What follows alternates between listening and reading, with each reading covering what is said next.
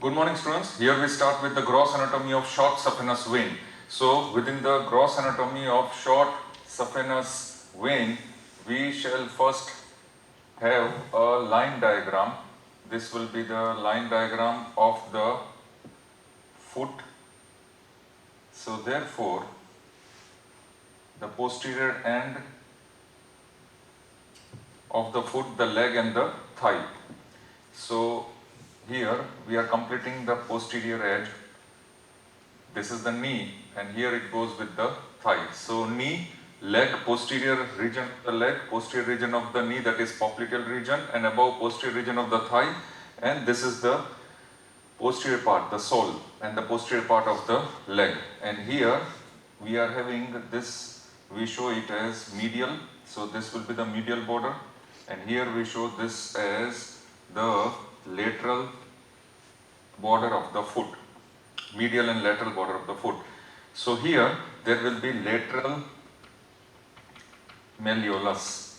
This portion over here will be lateral malleolus. So just to mark it, for the sake of median and lateral borders, here we mark it as lateral malleolus. Now we start with the short saphenous vein. It is a continuation of the lateral end of the dorsal venous arch of the dorsum of the foot. So present on the dorsum of the foot, the dorsal venous arch. This dorsal venous arch, the lateral end of dorsal venous arch will continue. For example, if I show here dotted, I am showing this as dotted margin because it is on the dorsum. And here this is the posterior part of the leg and the sole of the foot. So I am showing it in a dotted manner, the dorsal venous arch, which is present on the dorsum of the foot. From the lateral end, this short saphenous vein will pass. It will start from the lateral end of the dorsal venous arch, supplemented by lateral marginal vein of the last digit, lateral marginal vein of the fifth toe. So therefore, lateral end of dorsal venous arch supplemented by the lateral marginal vein. This is the starting, this is the formation of short saphenous vein. So let us, here also let us write it down as starting of short saphenous vein, that is the commencement of the short saphenous vein will be by lateral end of dorsal venous arch present on the dorsum of the foot along with the lateral marginal vein.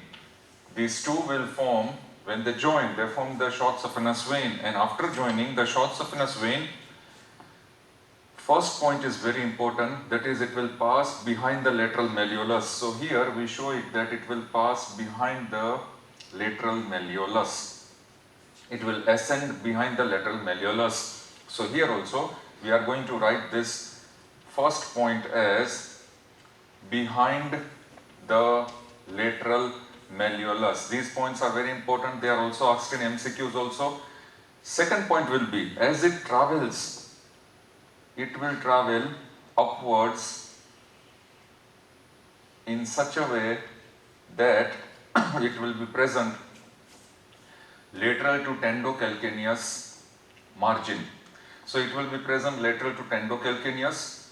After that, it will travel across the middle of the back of the leg. This point also was asked as MCQ. So second point is also very important. It will travel across the middle of posterior part of the back of the leg. Middle of either back of the leg or posterior part of the leg. So it will travel exactly in the middle of the posterior part of the leg, or it will travel across the middle of back of the leg. This is very important. So first point will include behind the lateral malleolus. Along with the first point, as it travels behind the lateral malleolus, it will travel on the lateral edge of tendocalcaneus. Then it will pass across the middle of the back of the leg. And then it will pass subfacially between the two heads of gastrocnemius muscle. Between medial and lateral head of gastrocnemius muscle, it will pass subfacially.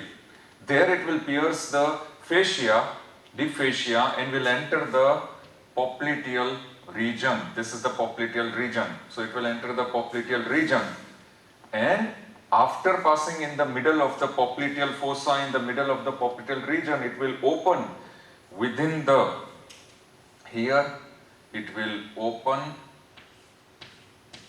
within the popliteal vein. So therefore, here this short saphenous vein will then reach the middle of the popliteal region, and then passing deep, it will open within the popliteal vein. This is the entire course of short saphenous vein. Now, once again I'll repeat, the important points will be, it is formed by the fusion of the lateral end of dorsal venous arch and the lateral marginal vein of the foot. It will travel behind the lateral malleolus, it will travel on the lateral edge of tendocalcaneus, it will pass on the middle of the posterior of the leg or middle of the back of the leg, then it will pass subfacially between the two heads of gastrocnemius muscle, then it will reach the middle of the popliteal region and will arch deeply and open into the popliteal vein.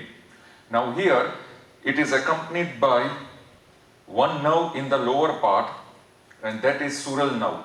On its lateral side, it is accompanied by sural nerve. So here I am showing this as the sural nerve. So it is accompanied by which nerve? Sural nerve. This is the small saphenous vein.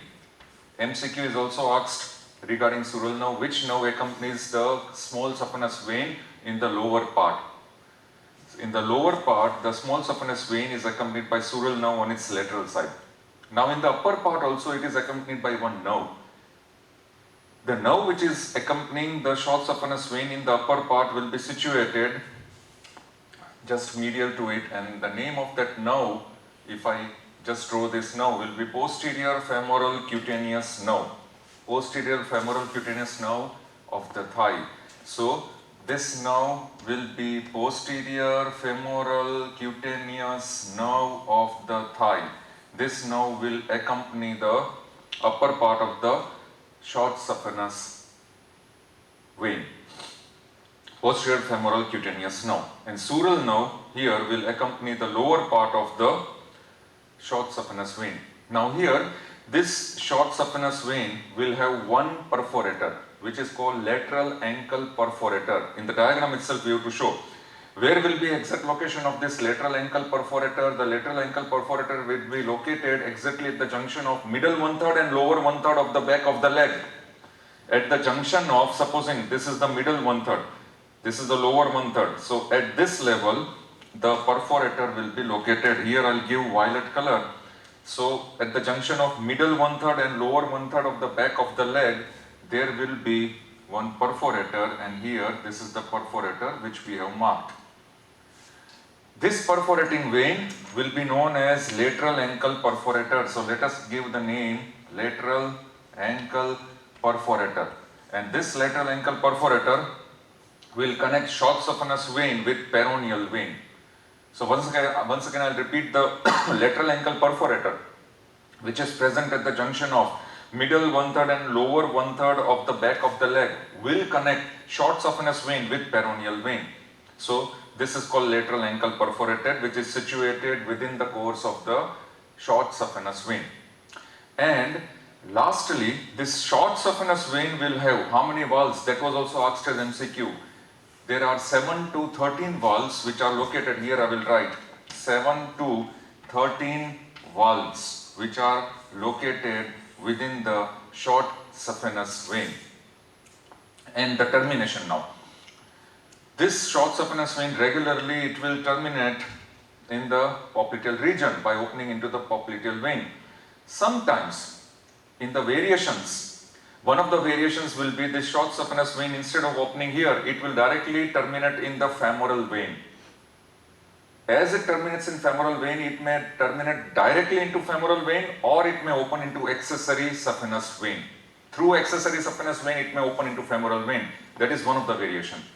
So that is one of the variation. Here I am just putting an arrow where it shows that it may terminate into femoral vein or accessory saphenous vein. Second type of termination will be the entire short saphenous vein is divided into two courses. It will bifurcate into two courses. One of that course will open through the accessory saphenous vein into femoral vein, and other will open directly into popliteal vein. This is second type of variation. Third type of variation. This short saphenous vein may never reach the popliteal region. It will only be present in the lower part of the back of the leg. That is one of the variations. So where it may open directly into the posterior veins which are present in the deep portion of the back of the leg. So these are the three types of variations. So instead of reaching this vein will open somewhere along the posterior veins which are located in the deep portion of the leg. So these are the three type of variations which the short saphenous vein will have. Here we complete the entire short saphenous vein, including all the important points. Thank you very much.